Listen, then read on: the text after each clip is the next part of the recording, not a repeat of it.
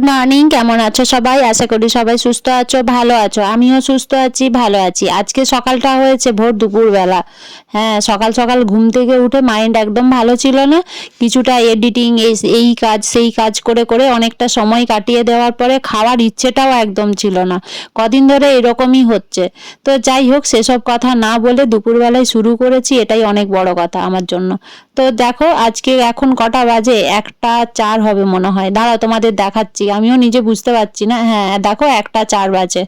তো এখন দুপুর 1টা 4 বাজে, এখন খাচ্ছি চিয়া সিডস। এই না হলে কি আর ডায়েট করা বলে? মাইন্ড পুরো আপসেট, মাইন্ড পুরো ডিস্টার্ব। জানালার সামনে বসে বসে চিয়া সিডসটা খাই, সকালবেলায় ভিজিয়েছিলাম, এখন বসে খাচ্ছি। কখন লাঞ্চ করব তা জানি না। আর এই জন্যই তো হয় আমার অনেক শরীর খারাপ। তো যাই হোক, মন খারাপ শরীর খারাপের গল্প শুনিয়ে আর কি বা হবে? তাতে করে না আসবে ভিউ, না পাবো টাকা পয়সা। তো যাই হোক, সেসব কথা আর নাই বা বললাম। সকাল সকাল, সরি, দুপুর দুপুর চিয়া সিডসটা খেয়ে নিই। আর আমার মতো কারা কারা এই ভোর দুপুর বেলায় চিয়া সিডস খাও এমটি স্টমাকে, জানিও তো। আমার মনে হয় না কেউ আছে বলে, কোনো কমেন্টই আসবে না। তো বাদ দাও সেসব কথা। এখন যাব একটু ফ্রেশ হতে, মানে স্নান করতে। ভালো করে স্নান করলে মাইন্ডও ফ্রেশ হয়ে যাবে আর সব কিছু একদম ঠিকঠাক হয়ে যাবে। তার সাথে বাথরুমও ক্লিন করতে হবে। সব কিছু করে তারপরে এসে লাঞ্চ করব। লাঞ্চ করব কি সেটাও তোমাদের সাথে পরে শেয়ার করছি। তো দেখো স্নান টান করে চলে এসেছি। আজকে দুপুরবেলায় ভাত খেতে ইচ্ছে করলো না, তাই ভাবলাম একটু রুটি আর একটু মিষ্টি খাই। এটা খেয়ে আজকে লাঞ্চটা সেরে দেবো। অনেকদিন ভাত টাত খেতে ভালো লাগে না, রোজ রোজ কি একই জিনিস ভালো লাগে মানুষের? তো যাই হোক, এটা খেয়ে আজকে দুপুরবেলাটা মানে এইভাবে কাটালাম। আর সারা বিকেল শুয়ে শুয়ে কাটালাম। তো এইভাবেই কেটে গেল একটা দিন। আজকের ব্লগটা যারা দেখবে তারা ভাববে যে এটা কীরকম ধরনের ব্লগ। আজকের ব্লগটা অ্যাকচুয়ালি দুদিনের নিয়ে ব্লগ হয়েছে।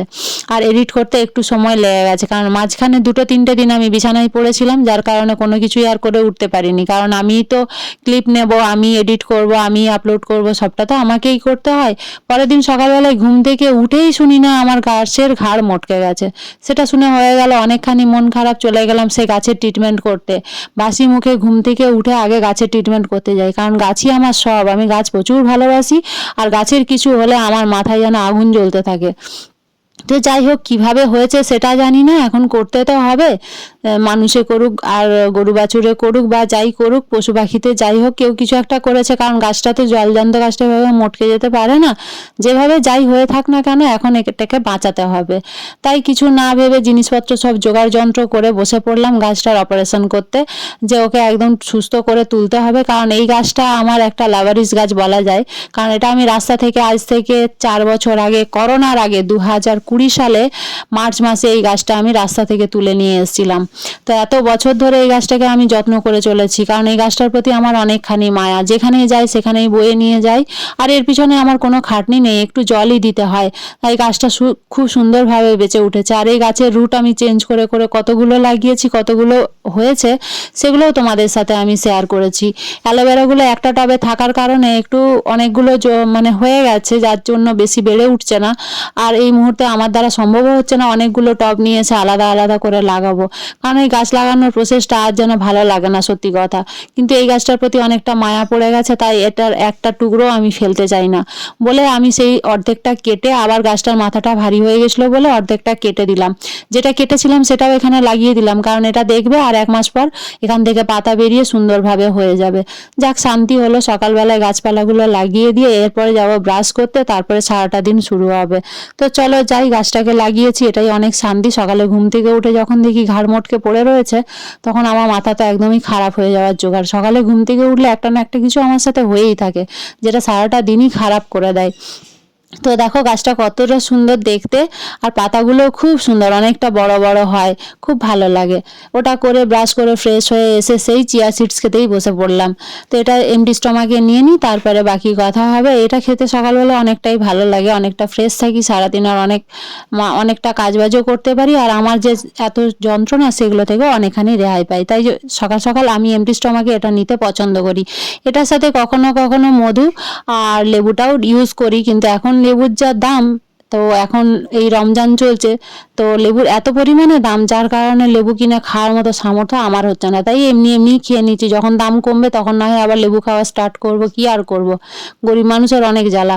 তো দেখো চলো খাই, সারাদিন আর কি করছি সেটুকু একটু একটু করে শেয়ার করব। বেশি কিছু ক্লিপস নিতে পারি না, এক এক সময় এনার্জি থাকে না, থাকবে কি করে, ভালোবাসা বেশি পেলে তখন কাজ করার এনার্জিটাও বেশি বেড়ে যায়, না হলে যেন ফোনের চার্জের মতো এনার্জিও কমতে থাকে। তো চলো ধীরে সুস্থে খেয়ে নিই, অনেকটা ফ্রেশ থাকবে, পেটটাও শান্তি পাবে, সব দিক দিয়ে সুস্থ থাকার জন্য এটা খাওয়া। ইভিন এটা খেতে না অনেকটা ভালো লাগে, অনেকেই খেতে পারো, ভরপুর পরিমাণে ক্যালসিয়াম রয়েছে এর মধ্যে, আর এটা শরীরের জন্য অনেকটাই উপকারিতা রয়েছে। সবাই ভাবে যে এটা শুধু ওজন কমায়, ওজন কমায় এটা যেমন ঠিক, তার সাথে ওজনটা খুব বেশি কমিয়ে দেয় না, কিন্তু তার সাথে না আরও অনেক উপকারিতা গুণ রয়েছে। এত কিছু বলতে গেলে এই ভিডিও আর কেউ দেখবে না, বলবে আমি হয়তো জ্ঞান দিচ্ছি, এখন সবাই জানে কারণ সবাই ইন্টারনেট ঘাঁটে।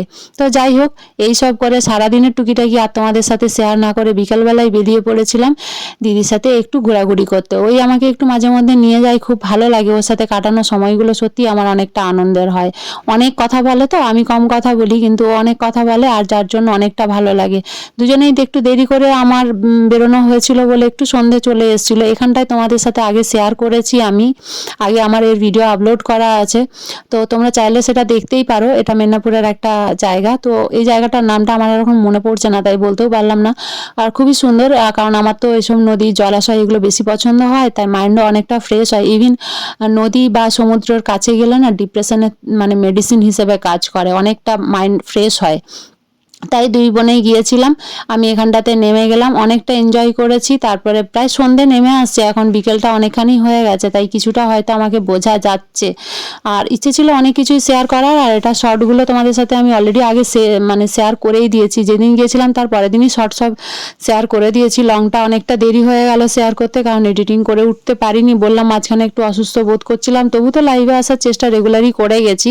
আর সব থেকে বেশি ভালো লাগে যে জলের মধ্যে হাঁটতে, অনেক ছোট ছোট মাছ ছিল এর মধ্যে, খুব ভালো লাগছিল। মানে আমি তো বলছিলাম দিদিভাই আর আমি দুজনেই মানে নিজেদের মধ্যে কথা বলছিলাম যে যদি আমরা বিকেল বিকেল করে আসতাম তাহলে হয়তো মাছ ধরতাম, কারণ দুজনেরই না মাছ ধরতে খুব ভালো লাগে, আর জল দুজনে খুব বেশি ভালোবাসি। তো তোমাদের কীরকম লাগলো, তোমরা কীরকম ভিডিও দেখতে চাও সেটা কিন্তু কমেন্ট করে জানিও। আর এখন প্রায় সন্ধে হয়ে এসেছে, কিছু ফটোশ্যুট আর একটুখানি ভিডিও করেই তোমাদের সাথে আজকের দিনটা শেয়ার করলাম। সেরকম বেশি কিছু ক্লিপস নিইনি, কারণ একই বোরিং ক্লিপস আর তোমাদের সাথে শেয়ার করতে আমারও ভালো লাগে না, সেই জন্য যেটুকু করলাম সেটুকুই শেয়ার করলাম। আর তোমরা এই ভিডিওটা দেখে বুঝতেই পারছো যে কিছু শর্টসও আমি তোমাদের সাথে শেয়ার করেছি, যারা দেখেছে আমার ভিডিও তারাই বুঝতে পারবে। তো এই দিনটা ছিল অনেকটা ভালো, অনেকটা বিকেল থেকে অনেকটা আমি খুব ভালো কাটিয়েছি ওর সাথে। আর থ্যাঙ্কস, ও আমার ভিডিও দেখে না কিন্তু তাও অনেকটা ধন্যবাদ ওকে, কারণ ও নিয়ে যায় মাঝে মধ্যে, তো অনেকটা মাইন্ড ফ্রেশ হয় সত্যি কথায়। তো চলো, এরপরে সন্ধ্যে নেমে আসার কারণে খুব বেশি কিছু শেয়ার করতে পারলাম না, কিন্তু এই সময়টা ছিল অনেকটা সুন্দর। আর মানে এই যে অন্ধকার সময়টা অনেকটাই সুন্দর ছিল, অনেকটাই ভালো লাগছিল। যদি বিকেল বিকেল যেতাম, অনেক রিলস বা অনেক ফটোশ্যুট তোমাদের সাথে অনেক কিছুই শেয়ার করতে পারতাম। ওখান থেকে গিয়েছিলাম দিদির ফ্ল্যাটে, ওখানে দুজনে কিছুটা টাইম স্পেন্ড করেছিলাম, তাই ওপর থেকে দেখাচ্ছিলাম যে কতটা সুন্দর লাগছে আমাদের মেদিনীপুর শহরটাকে।